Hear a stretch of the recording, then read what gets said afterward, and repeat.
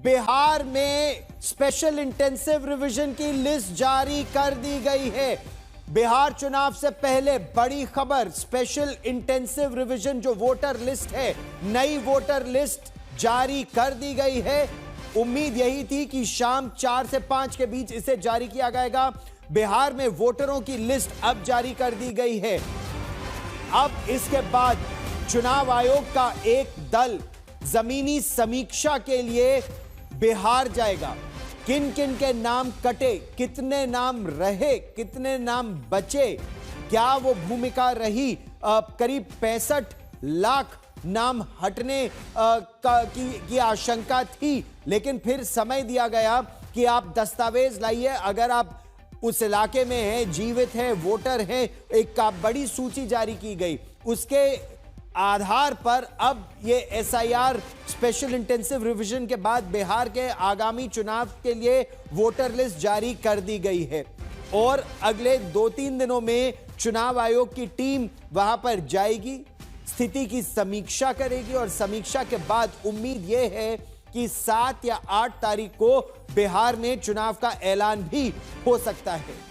बहुत जबरदस्त राजनीति वोटर लिस्ट को लेकर, एसआईआर को लेकर बिहार में हुई थी। शशि भूषण हमारे साथ जुड़ गए हैं। शशि, वोटर लिस्ट जारी कर दी गई है, कितने नाम कटे, कितने नाम रहे, क्या कुछ अभी स्थिति साफ हो पाई है? देखिए गौरव, जो आंकड़े हैं उसके लिए थोड़ा इंतजार करना होगा, लेकिन अभी अभी जो बिहार के मुख्य निर्वाचन पदाधिकारी हैं उनके एंड से जो जानकारी दी गई है और जो ईसीआई बिहार का वेबसाइट का लिंक है वो भी शेयर किया गया है और इसमें कहा गया है कि जो एसआईआर की प्रक्रिया 25 जून से शुरू हुई थी बिहार में, उस प्रक्रिया के बाद जो फाइनल वोटर लिस्ट का प्रकाशन होना था 30 सितंबर को, जो आज की तारीख है, उसको प्रकाशित कर दिया गया है।